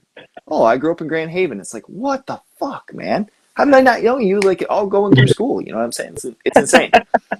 No, I mean that's the beauty of it, man. It's like it's a shared thing, and I think it goes back to like something I wanted to highlight is that like horror as a genre, regardless of like this sort of the era that we live in with it now, where it is part of the monoculture. Like it's always been like sort of an underground thing. It's maligned constantly by other like genres of cinema that is like a cheap thrill. It's like comedy, it's like it's easy to make people laugh and it's easy to make them scared. And in my pursuit of like, being a kid that liked punk and hardcore and metal and, eventually like industrial and noise as I am as an adult, it's that pursuit to be like, well, there's deeper. You can always go deeper with this. You can always go and like find more, and you can find your niche inside of it. And like the fun of music and being a part of a music scene is the same that I find with like being a fan of this genre and specifically is like you can talk to other fans of it that are tangentially related to the thing you're into. Like not everybody's going to want to talk to me about SOV, but I bet somebody's going to want to talk to me about body horror or is going to want to learn about something from the 80s that they haven't heard of before, or even the 90s and stuff like that. And I think that's the fun that there's like a collaborative element to it of like wanting to learn more and wanting to research more about it. Mm-hmm. Oh, totally, dude. And I think that's even a good transition into most recently, and you having this zine that's coming off the ground, and like how like what is your relationship with zines when you're coming up? Is that like maybe even like transfer from like a skateboard, BMX, Oh or was man, this more like music and movie type it was thing? music. It was music and movies were like the two things for zines for me. And like zine culture is really interesting of where it was and what it was to what I see a lot of it contemporaneously. So like growing up for me, there was always like, there's always a table that there's a bunch of smelly like crust punks that had crime think books in the back. Where, they'd be like, this is how you like, start a food not bombs chapter, like how to do mutual aid. which I was like, okay, that's cool, but like, do you guys have any like music? But like those same zines, you'd like, Hmm. find a bunch of bands that you never heard of and like mail order, and like this is how you get on these lists for like mail order for all these like punk DVDs and metal DVDs and tape trading and stuff like that. So there's a lot of stuff like that for me of like wanting to find that stuff out in the wild and going to places like Vertigo or going to shows where there's people tabling that stuff. And then like movie zines, those were even harder to get, Hmm. because there wasn't somebody that was in Grand Rapids that was like, making something equivalent to like, Gore Gazette or any of the movie zines. So like finding out about film was even harder. Hmm. And that a lot of that was word of mouth. But I just remember like trading for the stuff, buying it from record stores. You go over, Michigan and find them at record stores and shows. And it took me, until I got older and then started actually like researching horror that I found out about that sort of like, bootleg tape trader culture that existed for horror movies and I already mentioned Gore Gazette, but there's also, I know this one's kind of a spicy one to talk about, but like Film Threat with their film guides and all that. Oh, right. Um, I know Chris Gore's a dork. I'm just going to say that out loud. I don't like him. I think that dude's a loser, and the fact he was on Attack of the Show shows his ass for what type of horror fan he is. So that'll be like the one cool guy elitist thing that you get out of me for this interview. Okay. um, but Even that said, dorks I mean, can make some cool shit though every once in a while. yeah, When, I when you look mean, back, and it'd be what it be. film threads, their film guides are incredibly important to the history of like of like 80s and 90s of finding out about psychotronic film and finding out about like obscure film, regardless of my feelings on one of the co-owners of it. Hmm. So from that point, man, as I was getting more involved with like the community in general and getting involved with like stuff with the Film Society, which we can go into a little bit of that, um, and wanting to express this out into the world outside of just like, hey, I collect this stuff and I talk to my friends and I do a screening at my house every 2 weeks. What's a good way? So I was like, I could do a page, but I'm not the most online person. I don't really have a lot of social media outside of the page for the Hmm. zine. And that's just to keep my headspace clear between my job and life and everything else.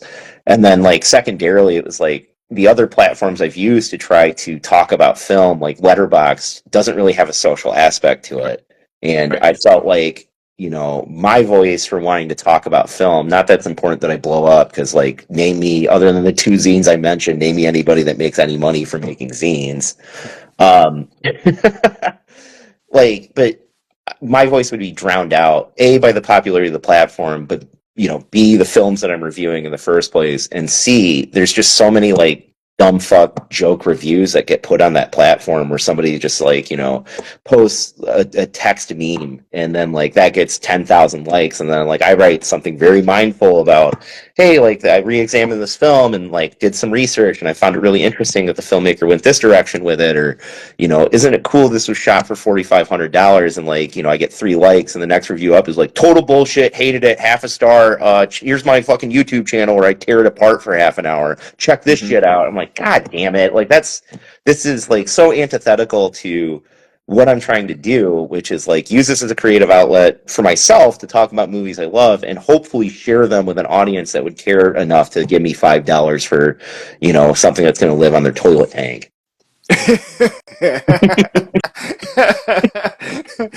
Toilet tank caught me off guard. Sorry, buddy. Yeah, sorry. Like, you're good, man. I gotta have a sense of humor about it. And there's that. I think the aspect too, and we kind of talked about it, where like I guess personally, and not saying by any means that like this is anything or my show or page or whatnot, but I think at the end of the day, even in work and personal life, something that I've always been big into is like integrity with shit, and you doing something because it feels like the right thing, or it feels like it's something that you're putting your heart and soul into, like that is most important to me at the end of Yeah, the day. And I think that was kind of where I'd always kind of put myself in a position where it wasn't ever about money, or it wasn't ever about getting paid or different things like that, as it was to like, hey, my friends and I knew Charles Bronson when I was in fucking middle school, and like, yeah. how is it pretty weird now that like I can maybe like talk to the drummer about like playing some of those shows and some of the other shit that he got to but at the end of the day, I mean, like having those interests and the knowledge and wealth of knowledge that you have too, with like that type of stuff. Those are the things that like I seek out, and knowing people like that know what the fuck they're talking about. And if it, not even being something where it's fucking 10 pages or 20 pages and it's just a couple little like insights of different things like that. I love and I appreciate, seeing that type of stuff. And it is frustrating when you go on and you see some dude that is on here and, is pretty much, yeah. Anyway, some of the things where it's just like, oh, this is a little goofy and silly. Meanwhile, it has, thousands of shares and millions of likes and all that shit. And it's just like, okay, well, I know that the things that I'm doing, I'm having fun with and I'm having a good time with. And, I'm not gonna even waste, time on issues with any of that type of stuff. Yeah, and there was something too wanting to bring it into a physical space too. Like print media. Oh, yeah. Print media is really hard, and it was a way for me, and like again, not to be like Captain Gatekeeper, but it was a way for me to be like the people that actually like really care about this and are going to meaningfully engage with, whatever expression I have in the zine, be it just reviews or my feelings on film. And the first issue for the zine is specifically on shot on video. Is like you have to like have some tangential knowledge of what this is. You have to be interested enough in film or curious enough to explore something that you wouldn't explore. Like you can go to my Instagram page for free, and like as the analytics show me, most people just scroll right past what I have to say. But it's like it was a meaningful way. What? No, I mean it doesn't matter. It's a free page. I don't care. Yeah, right. I mean, the important part for me was like, I want to have a way to meaningfully connect with people on something I care about, and, and putting myself out there enough to do so. And it's why it's so nice, like talking to you or talking to Harrison or any of the other numerous friends inside of our community about film and films of like this, in our corner of it is like, it's so unique and it's so cool. And it goes back to something I've said earlier this week too, which is like having a background in punk and hardcore and metal is that there's like two key components to making that thrive. And it was, if you want something cool to happen, you have to fucking do it yourself. Mm-hmm. And if you really want it to be successful, you have to be willing to engage and work with other people in order to make that happen. Totally. And that's a mentality that like I think it's not unique to those, but it is definitely a driving force of those scenes, and it's something I think is important to bring into this side of it, because like as we talk, I mean, like there's so many pages out there that like don't know about the stuff that you and I talk about pretty much every day, and we just put it out there because it's fun to talk about, not because like we want to make $1 gazillion, because that's not going to happen. Yeah. And it gives kind of like an interesting, because even I'll go on and I'll watch and listen to podcasts and different things too, and having those experiences or reading like a zine and reading like an interview, it kind of feels like you're in the middle of or involved in like conversations like you and I have, where it's like, oh, it's just a couple of buddies talking and like, oh shit, they just said this, like it's really cool to have those experiences. And even like I think it kind of goes back to times of like having Circus Magazine and reading some of the interviews and people kind of mentioning stuff, and what reading about Jim Root talking about some horror movie, and it's like, what, the guy from Slipknot, like holy crap, man, we would go back and just simple like silly shit like that. But and you mentioning kind of like the DIY ethos, and hey, we don't have anything for recording. Well, let's set up shit and let's get something recorded. Or I kind of find the space of like, a zine and people talking about horror, and there's all these cool tape swaps all the time. Harrison has in Grand Rapids, and oh my God, there's one in Detroit next week, I think too. Yeah. And I was trying to think of what is Alex's Euphoria? B movie Euphoria. Yeah, him and Dad. And having things like that. I mean, like there's there's people out there that have those interests, and they're absolutely fucking awesome. So having this, I think there's kind of some rumblings of some things that are going to be popping up with different things in town, and I'm so excited to be able to have possibly I can't. out of town.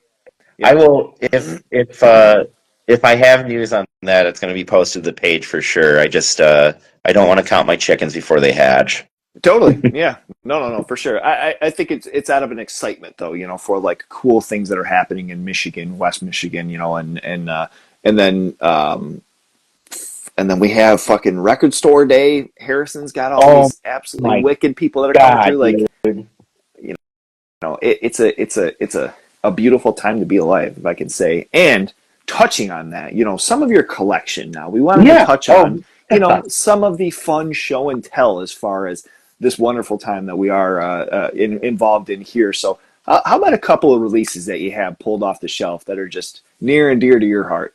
All right. I've shown some, so I'm gonna grab a few more off the shelf Oh here in a boy, second. I'll get I'm here to. for it, I brother. had a top five, but I'm gonna grab two more after this. Okay, I'm looking at them, so I'll bring them out. beautiful. Um, so one of my fucking favorite movies. This is a movie I bring to parties, especially around Halloween time, to show people because the title alone of this thing gets piques interest.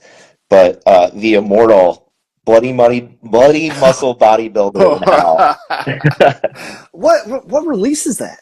That's a Visual Vengeance one, man. I was like third in line when they Oh, announced this to get the slipcover edition of it. So there's the holy shit! yeah. No, I had to own this movie. I mean, it's something that I had known about for such a long time. Had a digital rip of it that somebody had sent to me a long time ago that looked like dog shit. So to finally have this in like decent fidelity, I mean, even though it's still shot on it's a Super 8 film, and then like the last couple frames of this movie are shot digitally, and then Crazy. edited on a digital bay too. So obviously, I think you know about this, but for anybody that doesn't know about this movie, this is a ostensibly a Japanese lensed Evil Dead fan film. Pretty short too; it's 62-minute Yeah, right, runtime. right. But shot inside of the director's Shinichi Fukuzawa is his director's name. He was just a super fan of Evil Dead and wanted to do his own take on it. So much like when we were talking about like Dai Gothic, where this is a Japanese ghost story that hits all the same beats that Evil Dead 1 and 2 do.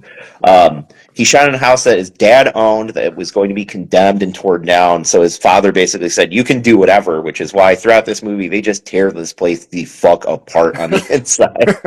And Damn. yeah, I have shown this movie to so many people who don't like horror, or maybe, they know what Evil Dead is, and I'm like, you have to see this. This movie was shot for nothing. Edited, produced, and acted by the guy who just wanted to make his take on Evil Dead because he loved the film series so much. Damn. Um, That's so amazing. yeah, it's Visual Vengeance is keeping it in print. Like this limited with a slip because I'm a total fucking idiot with my money, of course, by all the slip cover and limited Dude, editions. Slave to can't agree capitalism over more. here. Brother, can't agree more. I'm Uh, here for it.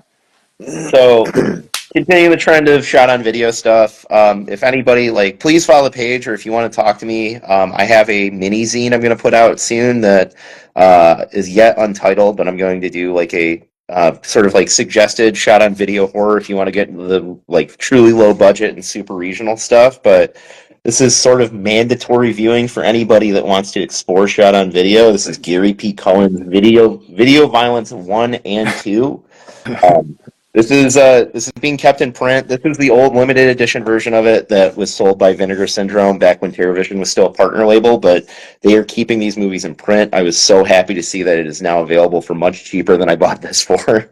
Damn. Um, but there's a lot of cool information about that film. So I think it is roughly at the same time that the mom and pop boom of video stores is happening. These regional stores are looking for films to put out, and there's only so many movies that are getting put out onto VHS. I mean, the format was early in its adoption. It looked like Beta was going to beat it out, but VHS won the war because it was slightly cheaper. It was easier to produce. The audio quality is worse on VHS and Beta tape, which is funny because there's so many people that worship at the altar of VHS as the ultimate format. And like Video Violence comes out as Gary P. Cohen owning and operating a video store. Um, And he almost makes it as like a protest piece because like he had so many people come in asking about movies to rent for their kids, and they would they would ask for stuff, and they'd be like, "All right, well, is there any sex in the movie?" And they, you'd be like, "Well, yeah, there is. Like, I can't rent that, or you shouldn't rent that for the kids." And they go, "That's fine, but is it violent?" And he'd be like, "Well, yeah, it's pieces. It's an incredibly violent movie with." And they're like, "Oh, cool, I'll rent that for my kids." So he was like fascinated by this, like American culture being like, well, sex you can't show you can't show because it'll pervert your children's minds, but horrific violence is of course fine. Mm-hmm. So this is like Very interesting. this is shot on consumer grade electronics. This is shot on like a over the shoulder like camera that you would see in the 80s, but is professionally made. It's framed well.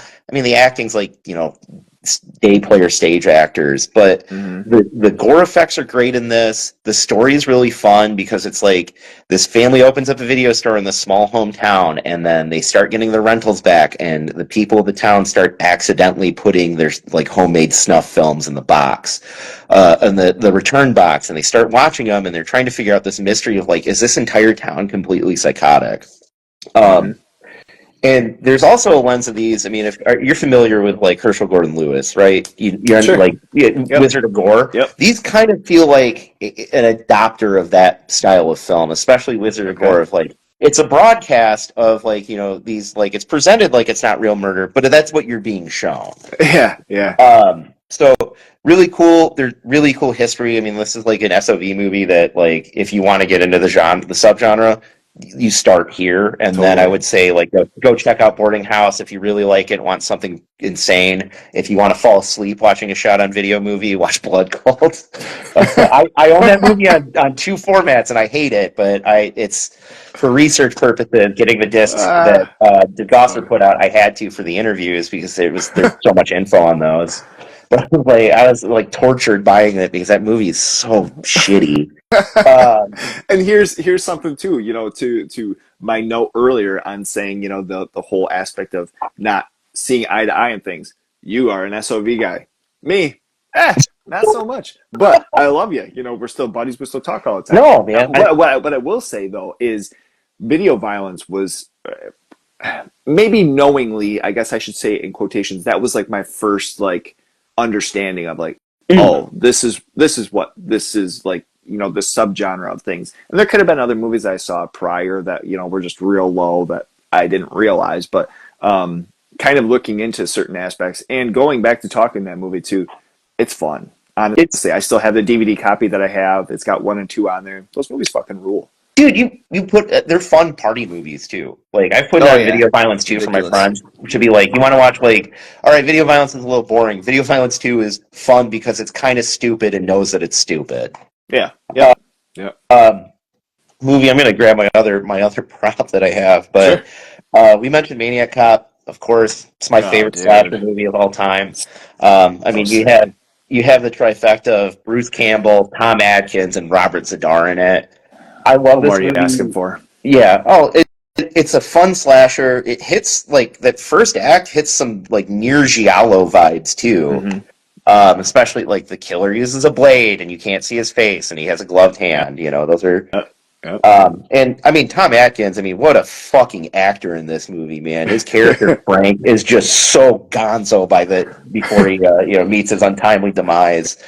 So there's something about this movie. I mean, it was made by Bill Lustig, who of course made Maniac and went on to also open Blue Underground, Mm-hmm. that Blu-ray label. I love this movie. It's the immediate text of it is like it's a goofy slasher that's shot inside of 80s New York when it's still like sort of a greasy city before like it gets like it's homogenized and then gentrified as like a fun vacation destination for people. And there's such a layer of like, in all of Lustig's work of like this transgressive anti-authoritarian nature where, you have the chief of police and the mayor trying to cover this up because it's election season and doesn't want people to know that there's a maniac cop running around that's like doing extrajudicial crimes and like killing innocent people. But then like, beneath that is like the people of New York are rebelling against the police because it's like predominantly women. that are getting murdered by Maniac Cop and being, chased or like, like gunned down or stabbed to death, and are victims of the crimes, are like, I'm not going to be taken by somebody who is doing this and being protected. And like, you even have the police department midway through, like, they know it's fucking Robert Zadar back kind of as a zombie, just killing indiscriminately. And you have one of the cops in the station be like, I can't believe this, this fucking liberal mayor is making it so we can't even do our jobs anymore. Like, he was a good fucking cop. And it's like, Jesus Christ, man. Like, if you can't read, like, it's crazy to me that it's like, and I've had people tell me, because the back of the shirt that I have, it says, you have the right to remain silent forever. Ask me if Forever. yeah, like, I'm like a Blue Lives Matter guy. I'm like, no, how could you take this?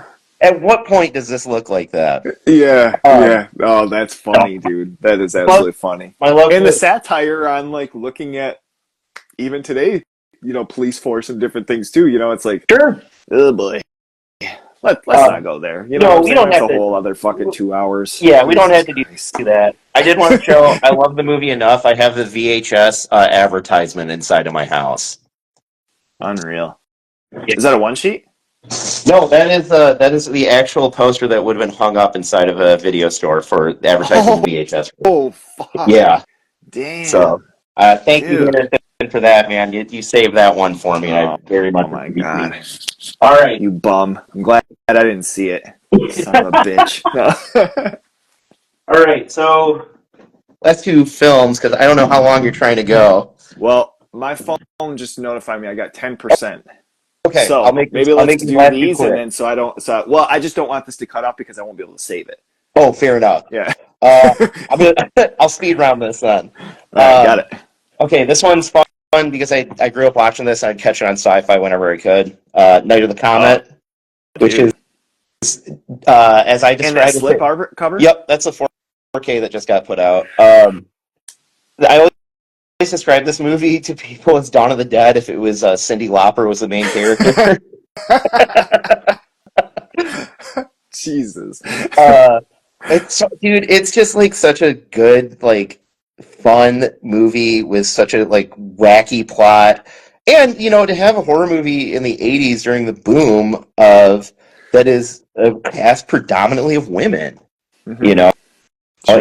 It's a rarity to have it like, helmed. Like, there's nothing that's like quite like it. I mean, obviously it's a riff on Dawn of the Dead. It definitely has its influence from Romero, but I think it's a good one for people if you're like trying to find a horror movie during spooky season and just want to watch something that, people might not be opposed to and has a little something for everybody. That's a great one.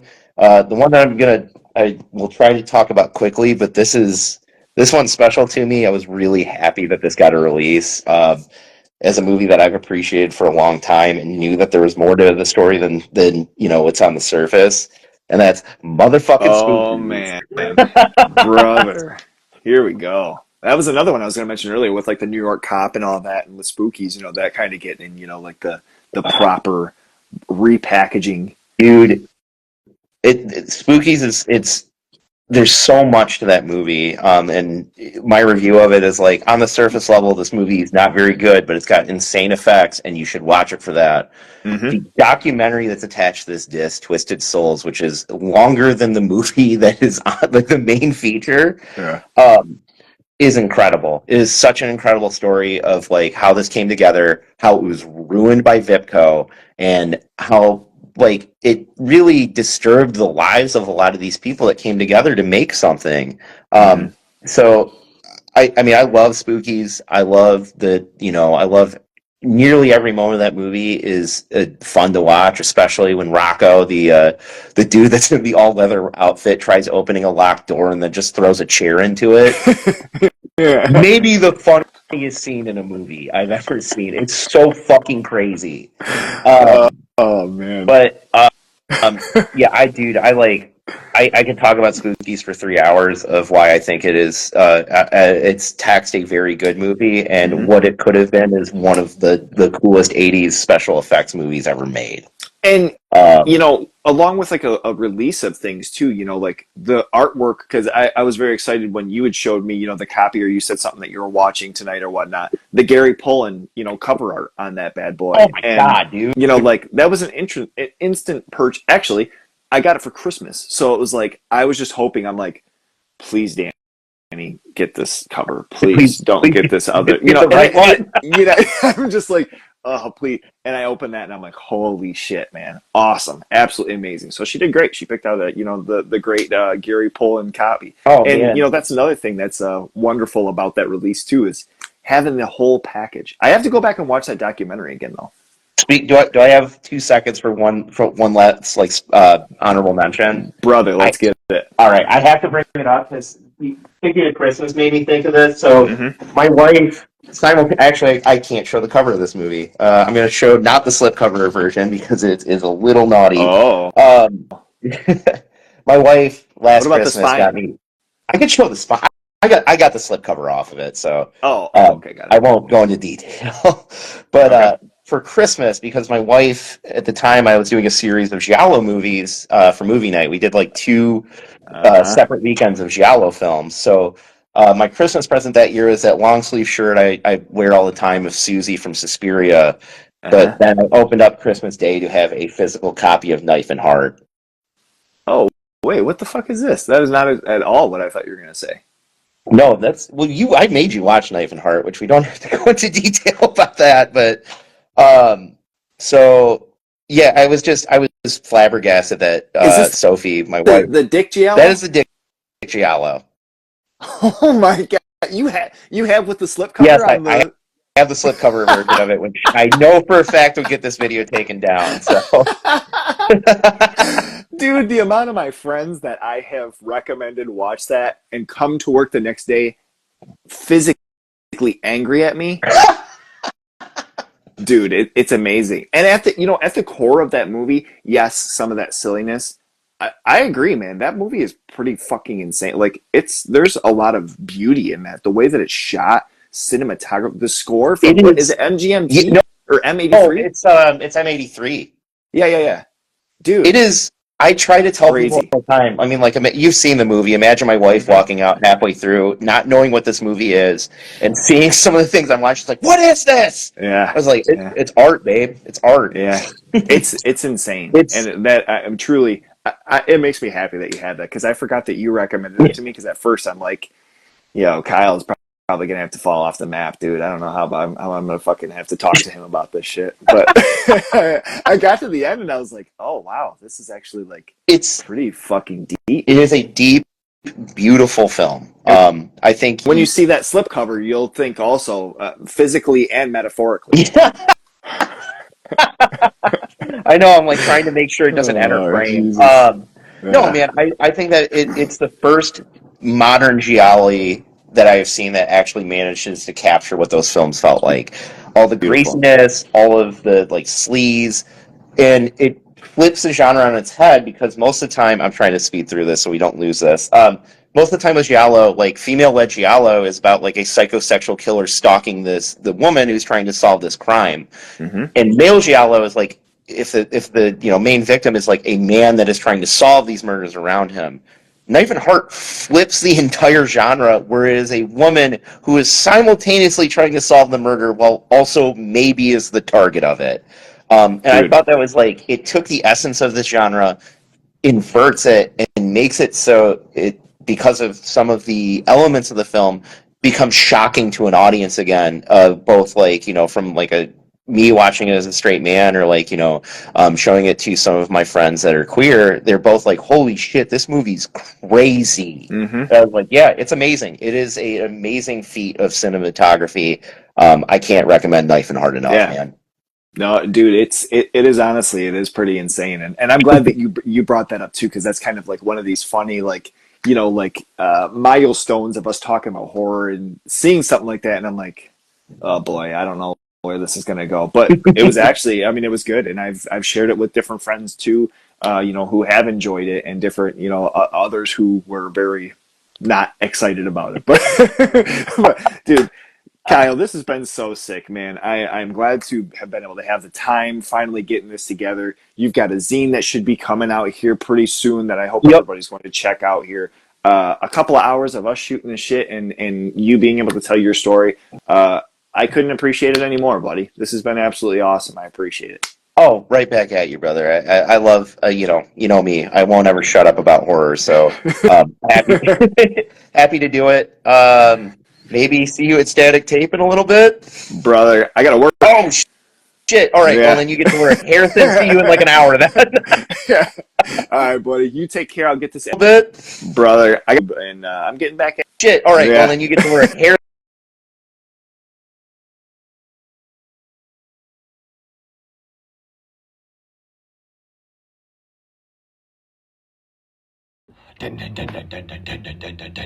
He's a lo-fi horror guy. Yeah, he's kind of a guy, but he is so lo-fi, lo-fi a horror guy. Yeah. Lo-fi horror guy has been recorded in front of a live studio audience.